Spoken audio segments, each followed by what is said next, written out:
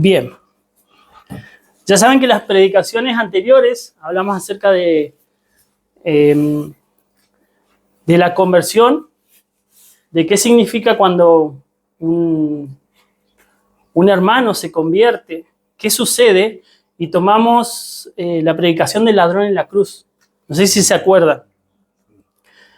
Esta semana, el Señor nos ha permitido ir viendo una línea clara en la Escritura sobre este tema. Bueno, primero vimos el tema de la conversión y tomamos como ejemplo el ladrón en la cruz. Allí aprendimos que no todos se convierten al oír la predicación, porque la conversión no depende del hombre, sino de la misericordia y soberanía de Dios. Habían dos ladrones, ¿se acuerdan? Ambos viendo lo mismo, oyendo lo mismo. Incluso fuimos un poquito más atrás. Los evangelios dicen que los dos ladrones lo injuriaban. Los dos estaban en la misma situación. Y sin embargo, uno de ellos fue alcanzado por la gracia de Dios. Y ahí vimos lo que pasaba. Uno de los malhechores le injuriaba, dice, el otro lo reprendió. Reconoció su propio pecado. Afirmó, y eso es lo importante, afirmó la inocencia de Dios, de nuestro Cristo. Él murió por nuestros pecados. Y dijo, ¿se acuerdan de esta oración que dice? Acuérdate de mí cuando vengas en tu reino. Esta pequeña oración, tan sencilla, tan pequeña y tan poderosa, que demuestra la conversión de un corazón de piedra a un corazón que es de carne, un corazón sensible a la palabra de Dios. Y dijo, Señor, acuérdate de mí. A pesar del escenario que él estaba viendo una persona que estaba completamente, vamos a hacerlo así, humanamente, destruido físicamente, golpeado. ¿Qué podía pensar? ¿Este es el Dios? ¿Este es el Dios que vino a libertar al pueblo?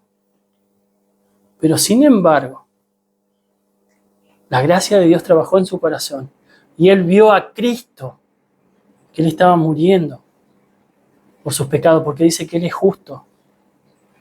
Miren a este justo, dice.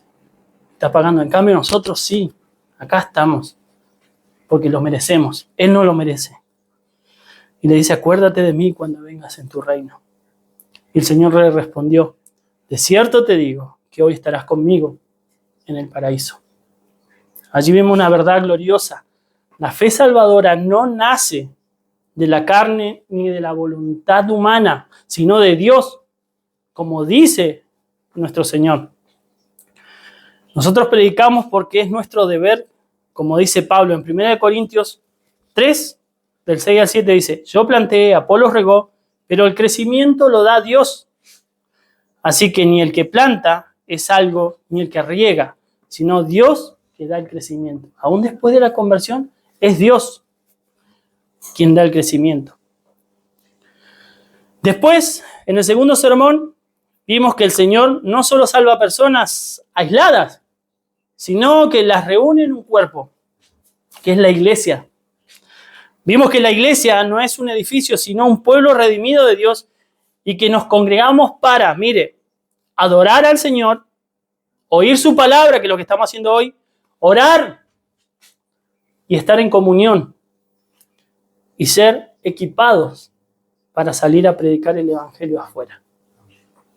Eso es importantísimo, salir y predicar el evangelio. Es decir, el Señor salva y luego el Señor reúne. Dios nos reúne. Y ahora viene la pregunta, y es una pregunta muy pastoral y muy necesaria para nosotros que estamos como misión. ¿Qué hacemos cuando el Señor, por su misericordia, comienza a traer hermanos nuevos? Ya vimos cómo trabaja, ya vimos que como iglesia tenemos que salir a predicar. Pero ¿cómo tenemos que actuar como iglesia cuando vienen los hermanos nuevos? ¿Cómo lo tratamos? ¿Cómo lo guiamos? ¿Qué le enseñamos? ¿Qué esperamos de ellos? ¿Y qué debemos evitar hacer? Esa es la carga que hoy tenemos en este sermón, en esta predicación. Vamos ahí a Hechos 2, 41 y 42. Vamos a leer. Hechos 2, versículos 41 y 42. Y agregamos una parte de Hechos 2, 47. Dice así su palabra.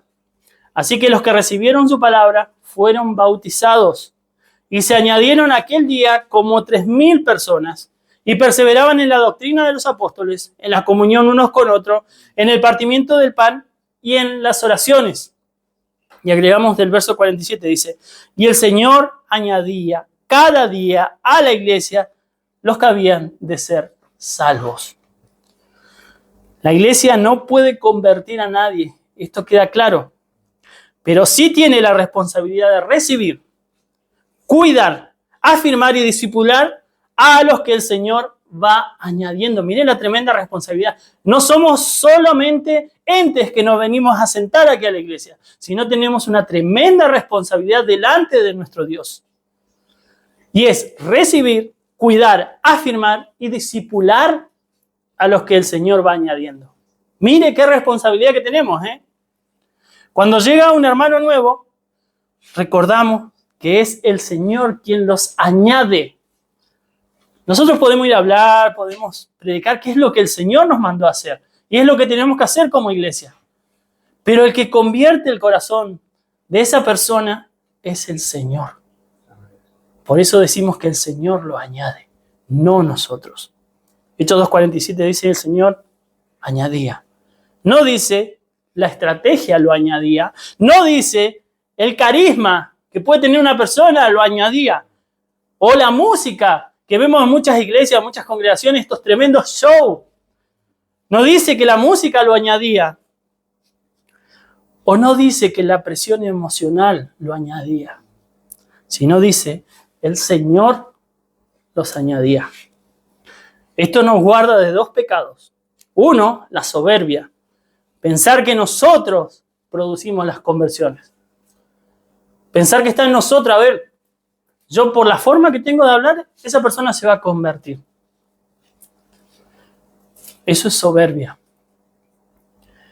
Y también, bueno, el segundo pecado, la desesperación carnal. Querer manipular resultados. Y mire esto, la tradición reformada siempre sostuvo esto con mucha claridad, miren. Y Calvino también insistía en que la salvación es obra de Dios desde el principio hasta el fin. Y nuestra confesión bautista también lo afirma. La confesión bautista de 1689 también enseña que la fe salvadora es un don de Dios. En eso estamos todos de acuerdo, que es Dios el que salva. Y que la iglesia visible, lo que estamos aquí, estamos para la edificación de los santos, que Dios llama. Entonces, cuando llega un hermano nuevo, lo primero que debemos pensar es esto. Miren, Señor, si tú lo estás trayendo, danos gracias para cuidarlo bien. Es un hermano por el cual Cristo derramó su sangre. No es cualquier persona. No es un trofeo. No es un número más en la congregación. No es uno más. Es una persona creada a imagen de Dios. Y si ha sido alcanzada, es un hermano por quien Cristo derramó su sangre. Miren, hermanos, a veces caemos en un error. Oramos para que Dios traiga gente, pero cuando Dios trae gente, nos incomoda el trabajo que eso implica. Porque recibir a hermanos nuevos implica, miren, implica tiempo, implica paciencia, implica explicación, explicar a los hermanos. Implica acompañamiento, tolerancia al proceso y, sobre todo, amor verdadero. Pero eso es exactamente lo que una iglesia bíblica debe hacer. Si somos bíblicos, tenemos que hacer eso.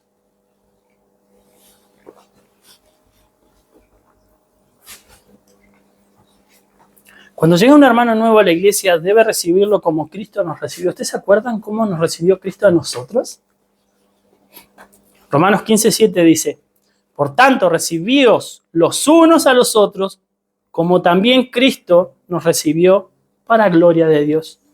Miren, este texto es precioso. La medida de cómo recibimos a otro no es nuestro gusto personal, sino como Cristo nos recibió a nosotros. Y muchos de nosotros nos acordamos cómo llegamos a Cristo. ¿Y cómo nos recibió Cristo cuando nosotros llegamos? Cuando éramos pecadores, cuando estábamos extraviados, cuando no entendíamos nada, cuando no merecíamos nada. Esta es una convicción que tiene que estar en nuestros corazones, hermanos. No nos merecemos nada. Solo por gracia de Dios hoy estamos aquí. Esto no significa ingenuidad, hermanos. No significa falta de discernimiento. Pero sí significa que la postura básica de la iglesia debe ser gracia, verdad, paciencia y amor. Miren este ejemplo tremendo que vemos en Hechos 9, del 26 al 24. Una moto afuera. Hechos 9, del 26, versículos 26 al 28. Miren lo que dice. Ahí lo vamos a ver después a Nair con la motito tocando bocina. Miren lo que dice. Cuando llegó a Jerusalén, Saulo en Jerusalén, tiene como título el versículo, dice, cuando llegó a Jerusalén, trataba de juntarse con los discípulos, pero todos le tenían miedo, no creyendo que fuese discípulo. Entonces Bernabé, tomándole, lo trajo a los apóstoles y les contó cómo Saulo había visto en el camino al Señor, el cual le había hablado, y cómo en Damasco había hablado valerosamente en el nombre de Jesús, y estaba con ellos en Jerusalén, y entraba y salía. Miren, Saulo llega a Jerusalén después de su conversión, y los discípulos tenían miedo de él, porque él perseguía a la iglesia. Y humanamente era entendible, ¿no? Se entendía. Antes perseguía a la iglesia, pero aparece Bernabé. Bernabé no niega la prudencia, ¿no? Pero tampoco deja a Saulo aislado. Lo toma, lo presenta, da testimonio de su conversión y lo ayuda a integrarse. ¡Qué ejemplo para nosotros! ¡Qué tremendo ejemplo para nosotros! Que podamos ser como Bernabé. Una iglesia sana necesita hermanos con el espíritu de Bernabé, que sepan acercarse al hermano, que sepan escucharlo y que sepan acompañar. Y sobre todo para ayudarlo a integrarlo a la iglesia. Muchos creyentes se enfrían, no porque el evangelio sea débil, sino porque la iglesia fue fría.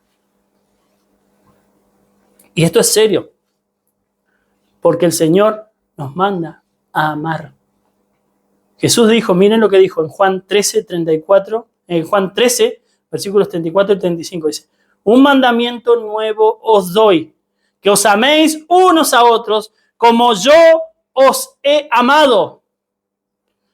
En esto conocerán todos que sois mis discípulos, si tuviereis amor los unos con los otros. Miren el grande amor que el Señor tuvo por nosotros, que entregó su propia vida por nosotros.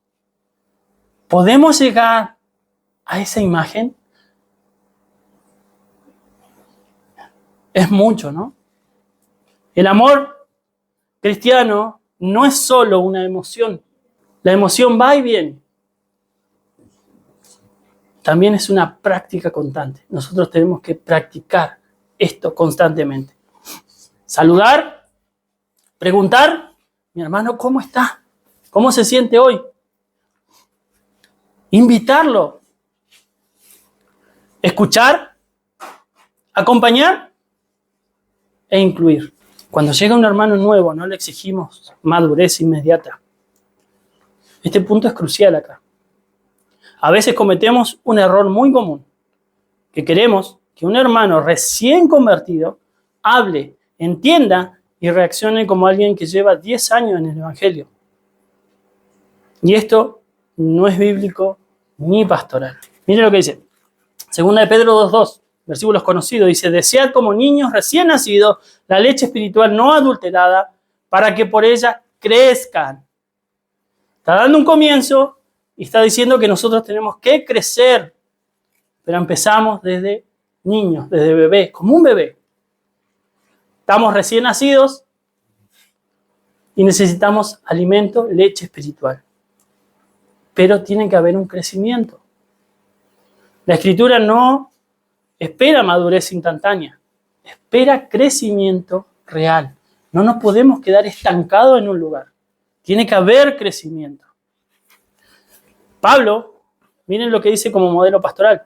Dice en 1 Tesalonicenses 2, del 7 al 8, dice: antes fuimos tiernos entre vosotros. Miren, antes fuimos tiernos entre vosotros, como la nodriza que cuida con ternura a sus propios hijos, como una mamá que cuida a sus pequeños.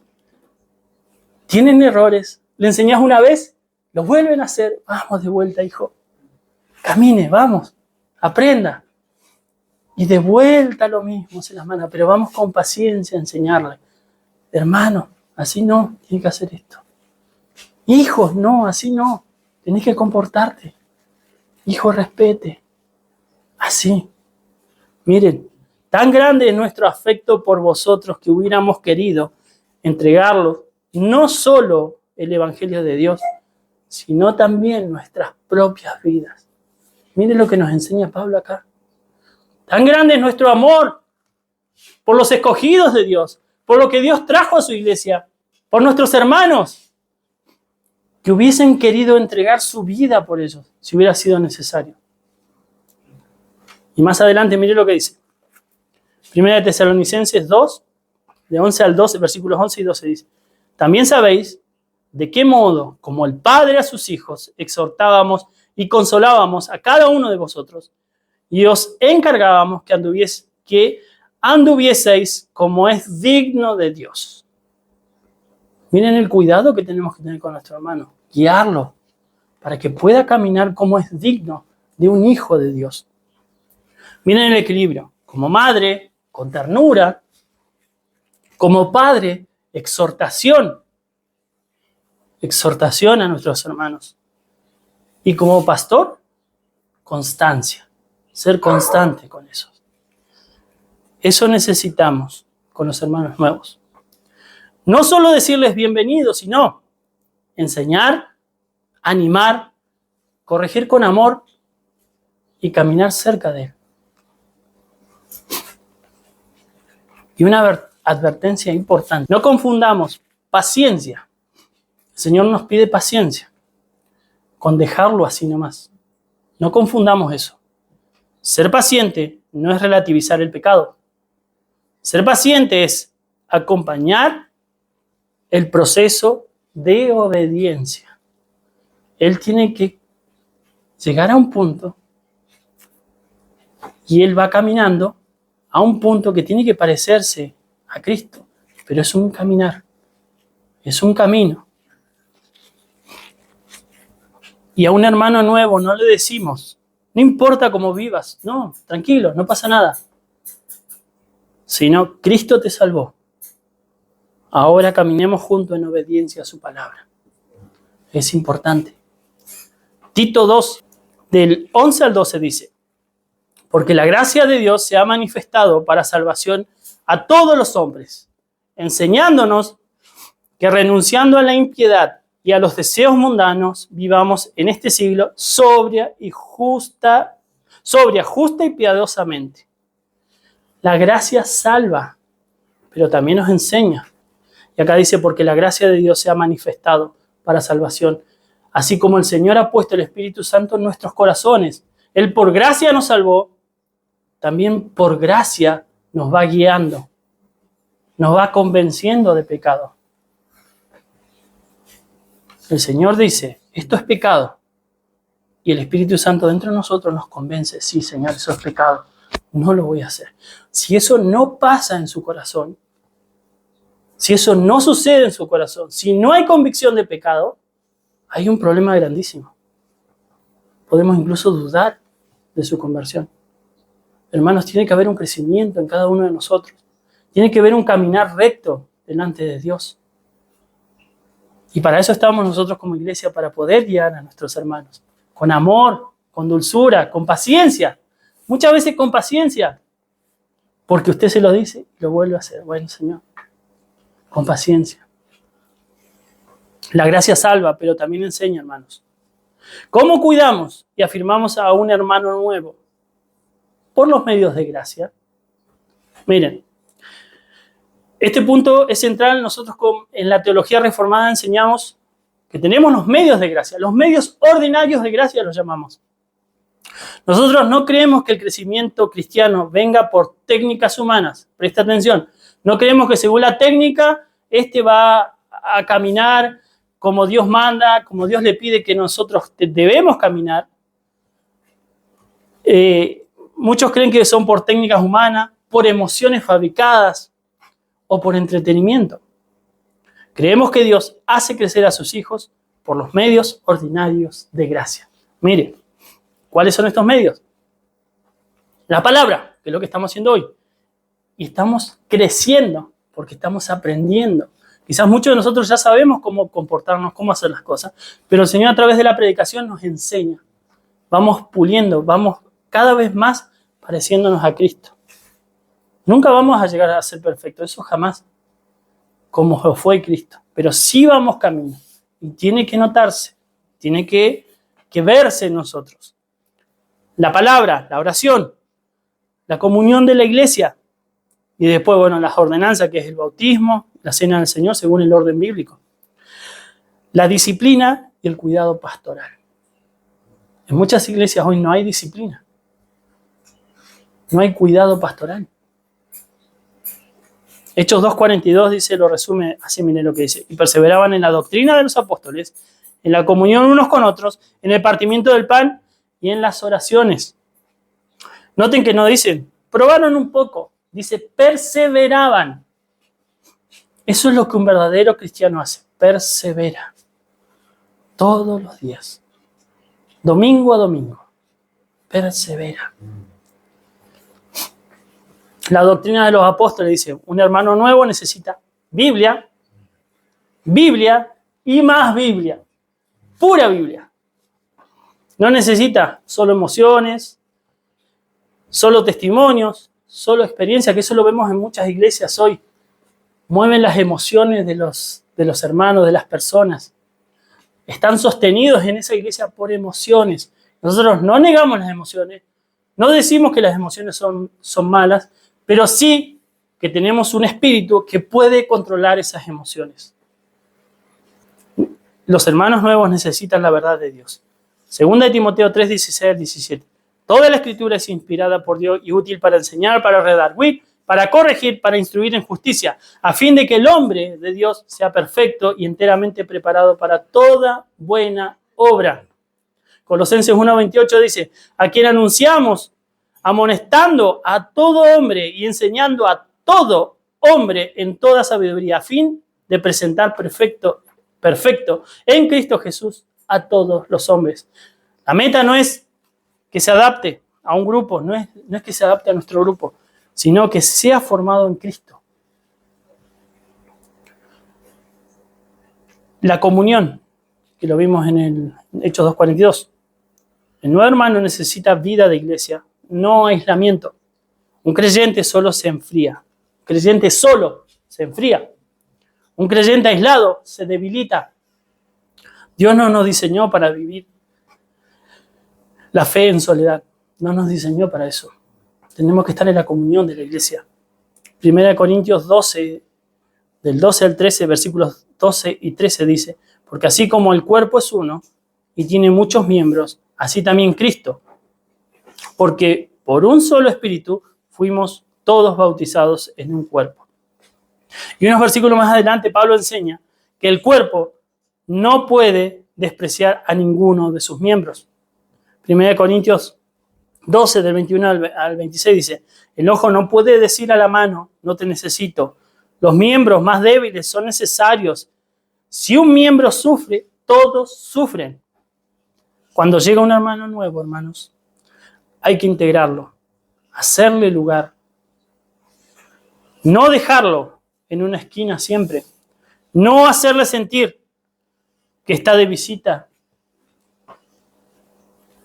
La comunión cristiana no es solo tomar mate, aunque eso ayuda, obviamente, sino compartir la vida espiritual, orar juntos, hablar de la palabra, llevar cargas de los hermanos, exhortarse y animarse. Y perseveraban en las oraciones, también dice Hechos 2:42, dice: el nuevo hermano necesita aprender a vivir delante de Dios, que es lo que estamos aprendiendo nosotros los miércoles. Tenemos reunión de oración y estamos estudiando un hermoso libro. Muchos llegan sin saber orar o con la idea confusa sobre la oración. La iglesia debe enseñar también eso. Filipenses 4:6, mire lo que dice: por nada estéis afanosos si no sean conocidos vuestras peticiones delante de Dios en toda oración y ruego. Y 1 Tesalonicenses 5:17 dice: orad sin cesar. Romanos 8:26 dice: el Espíritu mismo intercede por nosotros con gemidos indecibles. El Espíritu nos hace orar. No se trata de enseñarle una técnica, sino de enseñarle a depender de Dios. Nosotros dependemos de Dios constantemente y por eso debemos ir delante de Dios todo el tiempo. Las ordenanzas. El nuevo hermano debe ser guiado con claridad y reverencia. Si ha creído verdaderamente, hay que enseñarle el lugar del bautismo y la cena del Señor, conforme a la Escritura y con reverencia. Mateo 28, del 19 al 20 dice: por tanto, id y hacer discípulos a todas las naciones, bautizándolos, enseñándoles que guarden todas las cosas que os he mandado. Miren el orden, presta atención, dice: discipular, bautizar, enseñar a guardar. Esto nos da una guía muy clara para el acompañamiento del nuevo creyente. ¿Qué se espera de un hermano nuevo? Ahora hablamos de qué se espera de la iglesia. Pero ahora, ¿qué esperamos del hermano nuevo? Del que llega por primera vez. Esta es una pregunta muy buena y necesaria. Miren, no se espera perfección instantánea, no. Pero sí se espera que por gracia comience a caminar en obediencia. Por gracia que empiece a caminar en obediencia. La iglesia debe enseñarle eso con amor. Para eso estamos nosotros. Que persevere en congregarse. Hebreos 10, 24 al 25 dice: consideremos unos a otros para estimularnos al amor, a las buenas obras, no dejando de congregarnos como algunos tienen por costumbre. Un hermano nuevo debe entender desde el principio que la vida cristiana no es individualista, sino es en comunión. Que reciba la palabra con humildad. Santiago 1, 21 al 22. Eso esperamos del hermano nuevo, que reciba la palabra con humildad. Recibid con mansedumbre la palabra implantada, la cual puede salvar vuestras almas, pero sed hacedores de la palabra y no tan solo oidores. Que pueda recibir la palabra y hacerla, y ponerla por obra. Que crezca en arrepentimiento y fe. La vida cristiana no empieza con arrepentimiento y después ya no. Toda la vida es una vida de arrepentimiento y fe. 1 Juan 1:9 dice: si confesamos nuestros pecados, Él es fiel y justo para perdonar nuestros pecados y limpiarnos de toda maldad. Y recuerden, también esperamos que caminen en santidad. 1 Tesalonicenses 4:3 dice: pues la voluntad de Dios es vuestra santificación. Constantemente tenemos que ir a la Escritura para ver cuál es la voluntad de Dios. Y estamos siendo santificados, estamos siendo apartados, aprendiendo qué es lo que el Señor quiere de nosotros todo el tiempo. Por eso es necesario buscarlo siempre, leer la palabra escuchar predicaciones, siempre, buscar de Dios. Que aprenda a amar y a servir al cuerpo. Eso también esperamos de los hermanos nuevos. No todos sirven igual, no todos al mismo tiempo, no todos con la misma madurez, pero sí debe aprender que la iglesia no es un lugar de consumo espiritual, sino un cuerpo en el que Cristo nos pone para servir. Cada uno de nosotros está para servir al hermano. Estamos para eso. Es lo que nos enseñó nuestro Señor Jesucristo. Siendo el Dios eterno, nos demostró Él lavando los pies a sus discípulos. El servicio. Primera de Pedro 4:10 dice, cada uno según el don que ha recibido, ministrelo a otros. No debemos decirle al hermano nuevo, vos tenés que resolverlo todo ya. No, pero sí debemos decirlo, miren, Cristo te llamó y ahora vamos a caminar en obediencia, paso a paso, juntos con la palabra. Eso es un pastoreo bíblico, el pastoreo que estamos todos llamados a hacer.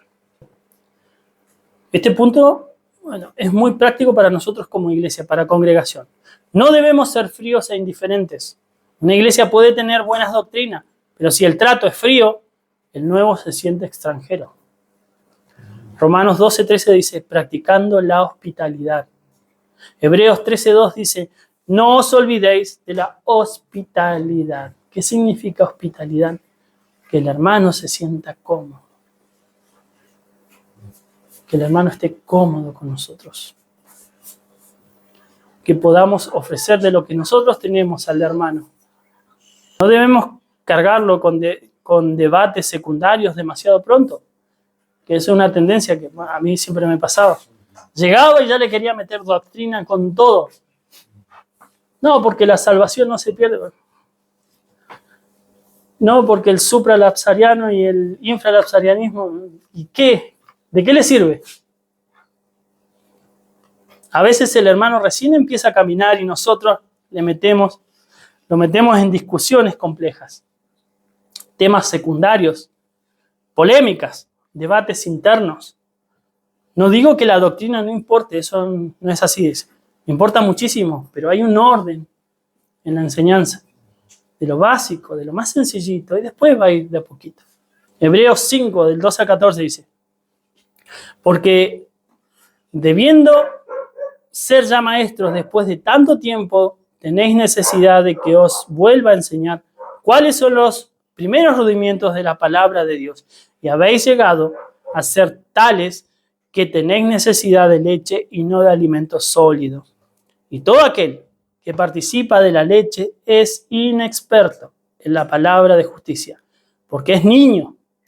Pero el alimento sólido es para los que han alcanzado madurez, para los que por el uso tienen los sentidos ejercitados en el discernimiento del bien y del mal.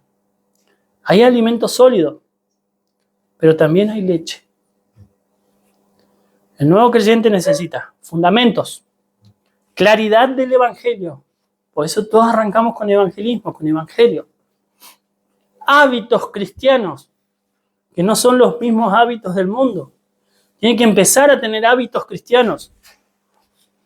Una vida de iglesia. Ya habrá tiempo para profundizar más y más. Y hay que hacerlo, no digo que no hay que hacerlo, hay que hacerlo. Pero con sabiduría, entendiendo los tiempos. No debemos herir su conciencia innecesariamente. Romanos 14:1 dice, recibid al débil en la fe, pero no para contender sobre opiniones. Miren la advertencia que nos da el Señor.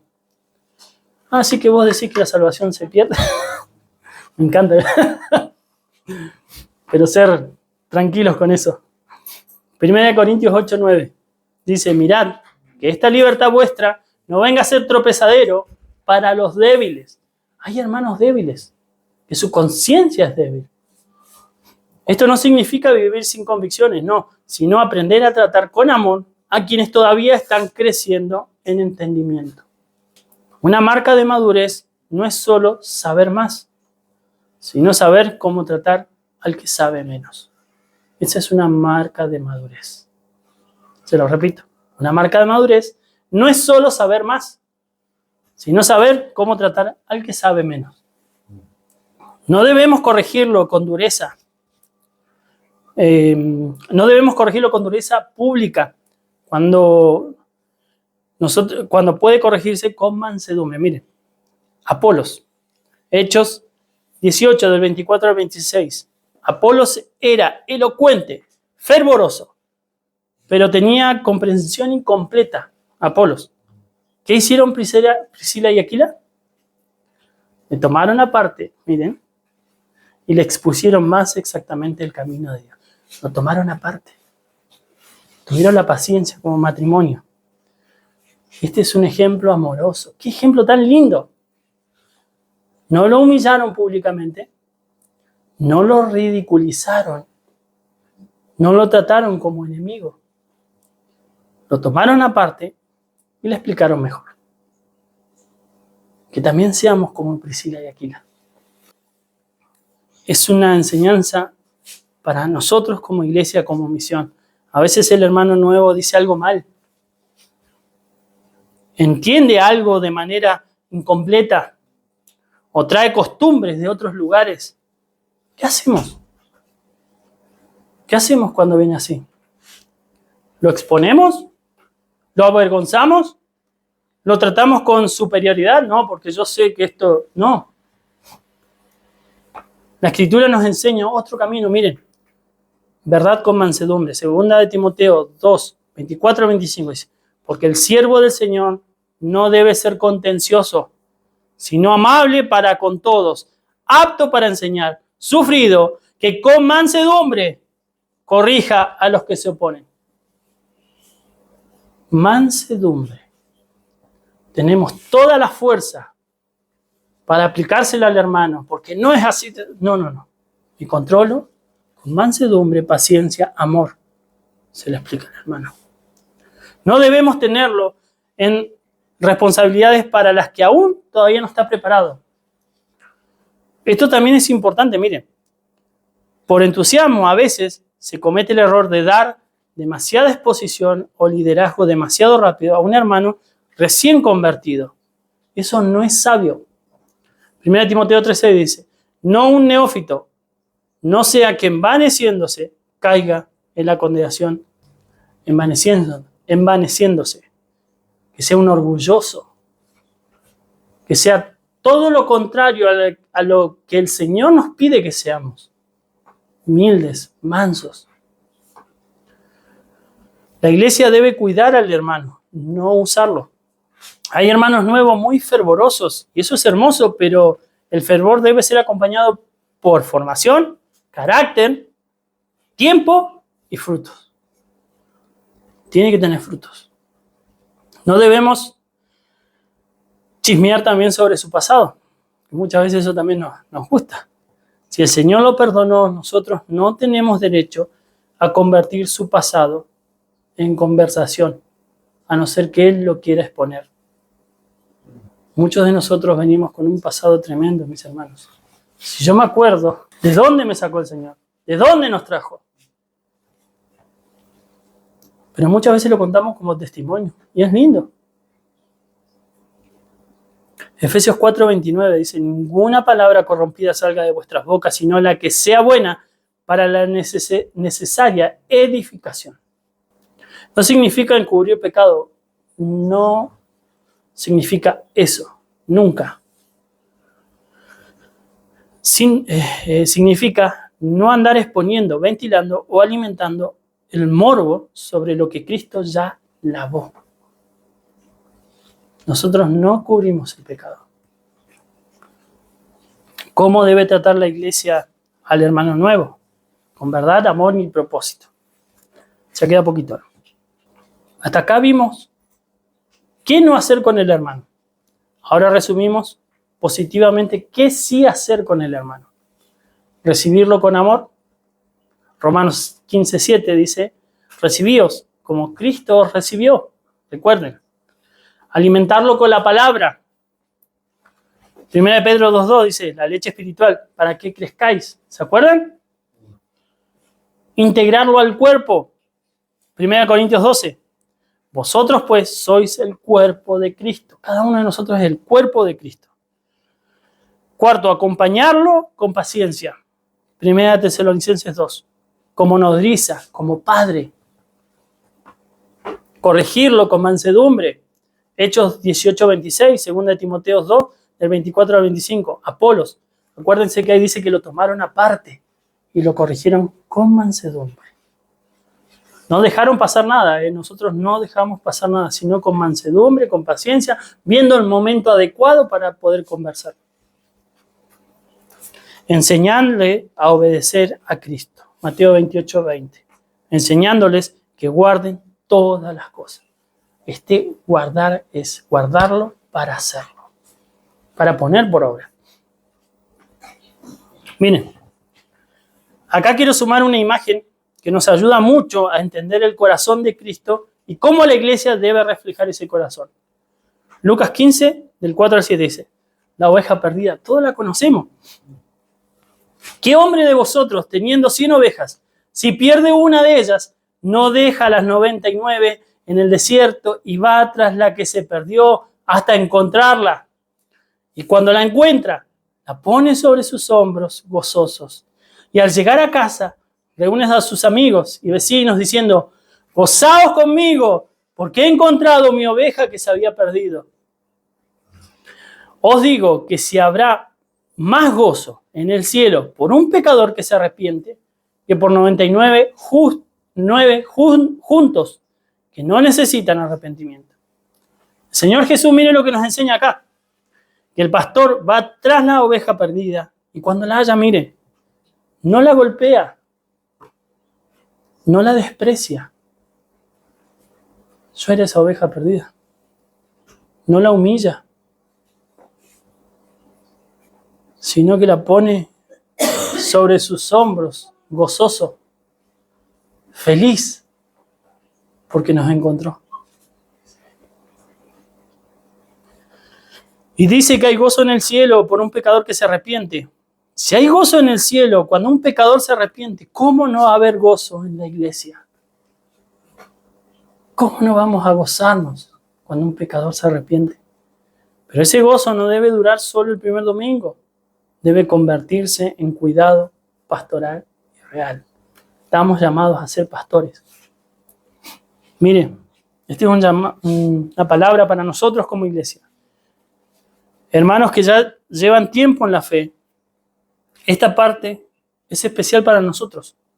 A veces pedimos avivamiento, pedimos que Dios añada, pedimos crecimiento.